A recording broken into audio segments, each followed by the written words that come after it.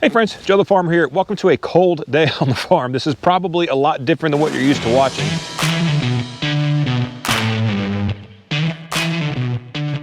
So we're going to take the Bighorn 550 and then we're going to talk about if this cab is really worth a purchase and if it's actually going to heat this thing. On a day like today, let's try out the heat. Let's see if it works. Is this an option versus something like a cab machine that you'd get from like a Polaris or a Can-Am? I think that a lot of people would like to have the big bougie machines, but sometimes our wallet says, hey, this may be what I can do. You know, we're not going to mince words here.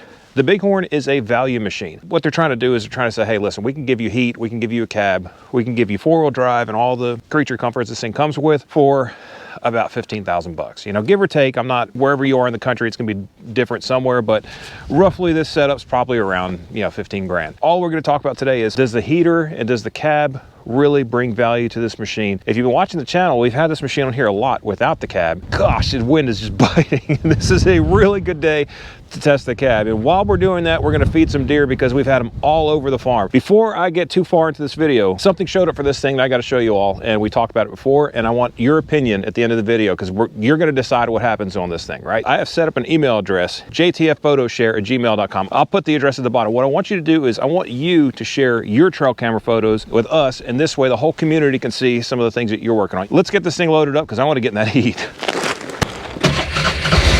Off we go.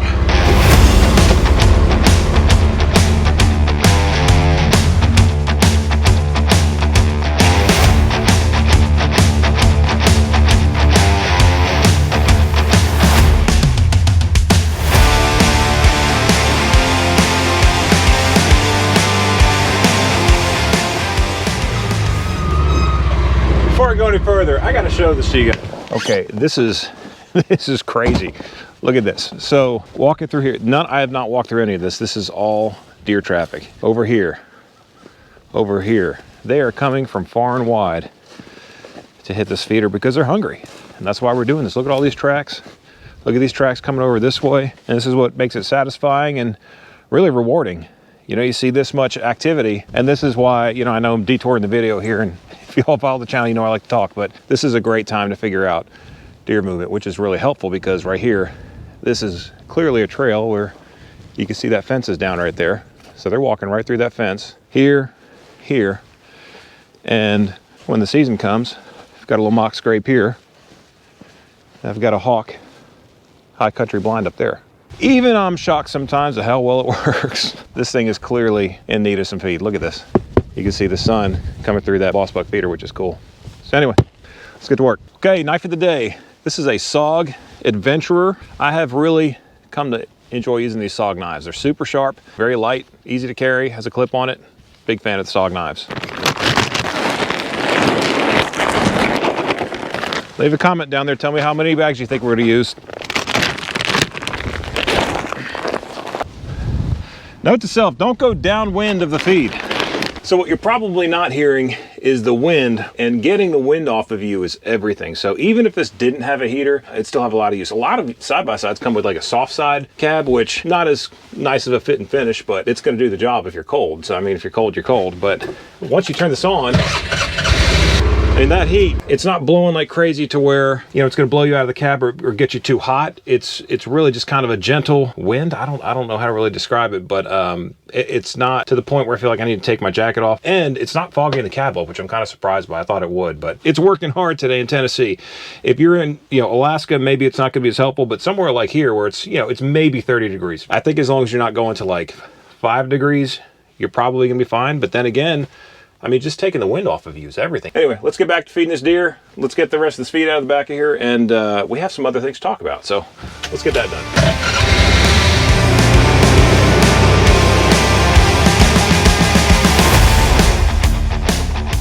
See, they get to the point where they associate the sound of this specific machine, every squeak and squeal and everything it does, they will associate that with feeding time. So again, talking through what we have here, it's buck bourbon, cinnamon garlic. Let me put this back in there and I'll explain something about cinnamon and garlic, which is actually pretty unique for feeding to deer. So cattle farmers have been giving cinnamon and garlic to cattle for years. This is nothing new in the cattle world.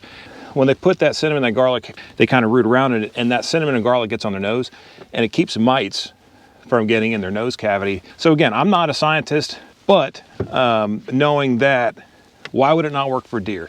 So if you're trying to have deer on your property or whitetails or whatever wildlife you're really trying to take care of, the cinnamon and garlic, if it can help ticks and any kind of distress come off of an animal, specifically a white-tailed deer, that will impact their antler growth. As I've said before, we're not here to mow all the animals down. Like, if you don't like hunting, this is probably a great channel for you to watch, because we really like taking care of them. We take a few per year, but really the fun of it is watching them reach their full potential in Middle Tennessee. This is not a big buck state. This is a state where you really can find some beautiful, beautiful animals if they reach their potential. And most importantly, you need to make sure that the generation prior to the ones you're looking at now get the most nutrition possible. So what that means is the doe right now that's giving birth to the fawn, that fawn's fawn is the one that's going to influence your herd. So the one you're looking at is not, the one she gives birth to is not, it's really the one that the fawn gives birth to, which is where you can really start to change the script on your property. So is this all fact? I don't know. I mean, I have a lot of friends who know a lot about white-tailed deer. I mean, they study it, they talk about it, they read about it, and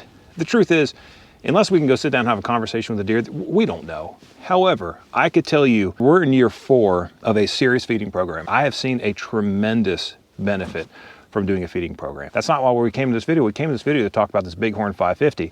And what I could tell you 100% is that the cab is probably some of the best money I've ever spent. So let's look at the cab, and then we'll talk about, you know, how this all happened. So this good looking machine was given to us by Bighorn. They were launching this brand at Tractor Supply, and they said, hey, can you help us launch it, tell the world about it? We said, absolutely, we'd love to do it. They didn't give us talking points. They didn't tell us, hey, you have to say this. They just said, here's the machine, do with it what you want. We have beaten it, tried to get it stuck. We've used the winch. We've done all kinds of stuff with this thing. I could tell you that we've been really happy with it. This is not a, you know, rip at 60, 70 miles per hour. I feel very safe in this machine. The cab was not given to us. This machine went back to Bighorn. So when it was with Bighorn, I saw this cab actually at the Equip show in Kentucky. I asked them, I said, hey, that's amazing. Like, can I figure out a way to get that on mine? They said, yeah, we can actually do that aftermarket. I offered to pay to put the cab on. They were kind enough to work with us. They're great people, and we appreciate the relationship, you know, with anybody who works with us on the channel. It helps us do this stuff that we love, like this, you know, we're doing today. But that was not cheap. It was, you know, it's going to be a couple $1,000s to put this cab on here if that's something that you want to do after the fact. They've done a brilliant job on this. It looks like it was always on the machine. Now the heat. We talked a little bit about the heat. Here's your heater. You know, it's just a button. I thought there'd be like dials, but there's no dials. It's just heat on, heat off. And I love that it looks just like it's OEM. And the door, you know, sometimes these things are not very solid, but you know, it's very solid. And this is supposed to be a scratch resistant plastic, which we'll see how that kind of goes. But I fully suspect that this thing is going to get pretty beat up because we do rough stuff with it. But that's what it's built for. I think if you're going to buy something for a property to do this kind of stuff, you know, filling up deer feeders and running through snowy fields and going up and down, you know, hills and just doing the things that these things are built to do. My personal opinion is I'm fine having this versus something that's going to be far more expensive. Now that may change one day. I don't know. Love the machine. Very happy with it. Very, very happy with the cab. And really what we talked about is it going to be warm?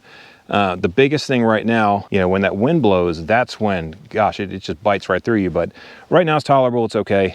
And this thing will take all of that wind off you. I don't feel wind or air coming through these different gaps. And you can see the gasket or it does a great job of insulating, and nothing rattles. I hate rattles. Rattles drive me bonkers. So let's get back to the house, because I want to show you guys something that came for this, and I need your input on it. You're going to make the decision, not me. And remember, if you enjoy this kind of stuff, send some of your pictures to jtfphotoshare@gmail.com, and I would love to put them in our videos and share them with each other. So, all right, let's get back to the house.